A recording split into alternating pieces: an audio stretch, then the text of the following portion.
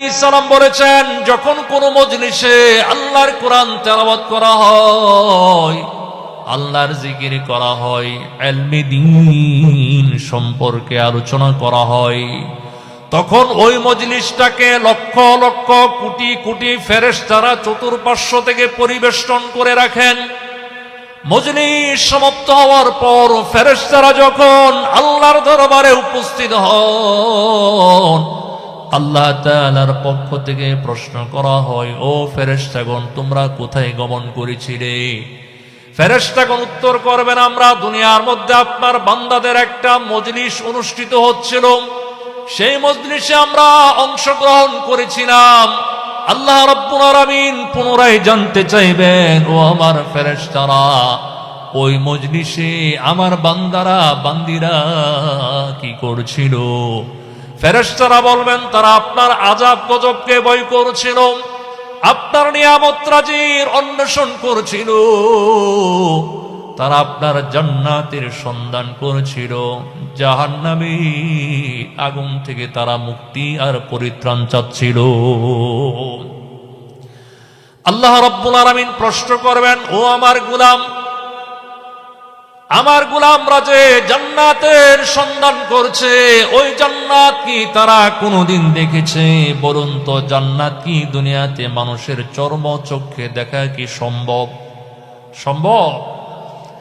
জান্নাতের মধ্যে আমার আল্লাহ রাব্বুল আলামিন এমন এমন নাজ নিয়ামত দ্বারা পরিপূর্ণ করে রেখেছেন, আমরা দুনিয়ার মানুষ আকাশচুম্বী কল্পনা করতে পারি, কিন্তু আমার আল্লাহ রাব্বুল আলামিন জান্নাতের মধ্যে নেক বান্দাদের জন্য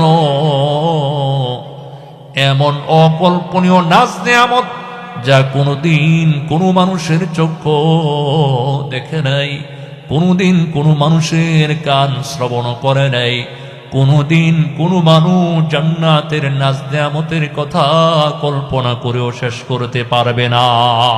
সুবহানাল্লাহ। ফেরেশতাগণ বলবেন, ওগো রব্বি কারীম, তারা জান্নাত জাহান্নাম কোনো কিছুই দেখে নাই, তবে আপনি দুনিয়ার মধ্যে যে নবী রাসূলগণকে প্রেরণ করেছিলেন, তারা যে ঈমানের দাওয়াত প্রদান করেছে, সেগুলোর প্রতি তারা দৃঢ় বিশ্বাস স্থাপন করেছিল। আল্লাহ তাআলা বলবেন, ও আমার ফেরেশতাগণ, তোমাদেরকে সাক্ষী রেখে বলছি, ওই মাহফিলে যারা অ্যাটেন্ড করেছে, আমি আল্লাহ তাদের সকলকে সাধারণ ক্ষমা করে দিলাম। তারা যে জান্নাতের সন্ধান করেছে, ওই জান্নাত আমি তাদেরকে দিয়ে দিলাম। তারা যে জাহান্নামের আযাব থেকে মুক্তি আর পরিত্রাণ চাচ্ছিল, আমি আল্লাহ তাদেরকে সেই জাহান্নামের আগুন থেকে মুক্তি আর পরিত্রাণ দিয়ে দিলাম। সুবহানাল্লাহ। ফেরেশতাগণ বলবে, ওগো রব্বি কারীম, ওই মাহফিলে সকলে আপনার জিকিরকারী ছিল না, আপনার নাজ নিয়ামতের অন্বেষণকারী ছিল না। কিছু মানুষ ছিল যারা ওই মজলিসের আশেপাশে দেখার জন্য চারপাশে দাঁড়িয়ে দাঁড়িয়ে দেখছিল। এদের ব্যাপারে আপনার সিদ্ধান্ত ফায়সালা কি? আল্লাহ তাআলা বলবেন, তারা যেহেতু একটি বরকতি কল্যাণকর মজলিসের আশেপাশে অংশগ্রহণ করেছে, আমি আল্লাহ তাদেরকে ওই মাহফিলের বরকতে তাদেরকেও পর্যন্ত সাধারণ ক্ষমা করে দিলাম। সুবহানাল্লাহ। এজন্য মুসলমান, দেউলপাড়া জামে মসজিদের উদ্যোগে আজকে যে মাহফিলটা হচ্ছে, এই মাহফিল কিন্তু বছরে প্রতিদিন হয় না। আগামীকাল মাহফিল হবে। গতকাল কি মাহফিলটা ছিল না ভাই। এখনো যারা দোকানপাটে, যারা বাসমান দোকানে লটপটি চটপটি ধূমপান, স্মোকিং, পান, বিড়ি, সিগারেটের মধ্যে, টেলিভিশনের আড্ডার মধ্যে লিপ্ত আছেন, তাদেরকে অনুরোধ করে বলছি, আমাদের সমাজে এমন হয়েছে, ওয়াজে এলে আমাদের কত সুতানা থাকে, ওয়াজে গেলে বলে শীত লাগে।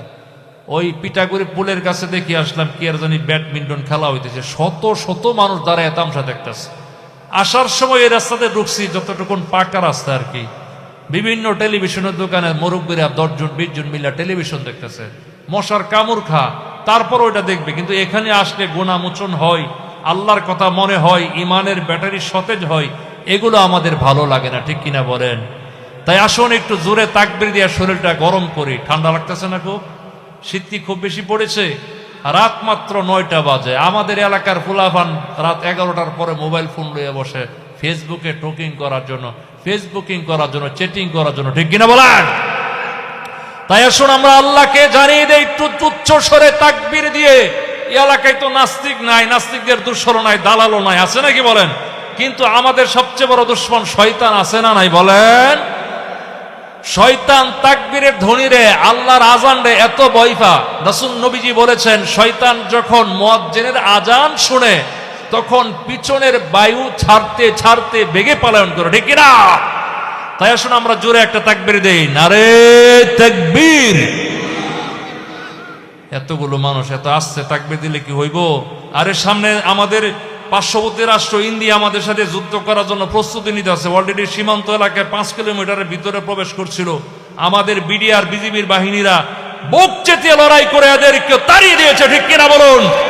ভারত আমাদের রাষ্ট্র দখল করার জন্য হুমকি দিচ্ছে, চিটাগাং দখল করবে, বাংলাদেশের অমুক অঞ্চল দখল করার হুমকি দিচ্ছে। ও মুসলমান, এত আস্তে তাকবীর দিলে ভারতের বিরুদ্ধে মোকাবেলা করার মতো অবস্থা হবে না। তাই আসুন জবান ছেড়ে আমার আল্লাহর আসমান জমিনকে কম্পন সৃষ্টি করে আরেকবার জোরে সরে বলি, নারে তাকবীর। কষ্ট হইতেছে নাকি আপনাদের? সবাই বুড়া মানুষের বেশিরভাগ এলাকায়, মানে যুবক ইয়াং তরুণ ফুলাফান নাই না? আছে, ওকে দেখেন বিপিএল খেলা দেখতেছে, কপাল পোড়া, কপাল পোড়া। যাক, আমার তো সময় কম, আমি আসলে ভূমিকা টুমিকা দিব না, সরাসরি কিছু আলোচনা করবো ইনশাআল্লাহ। আমরা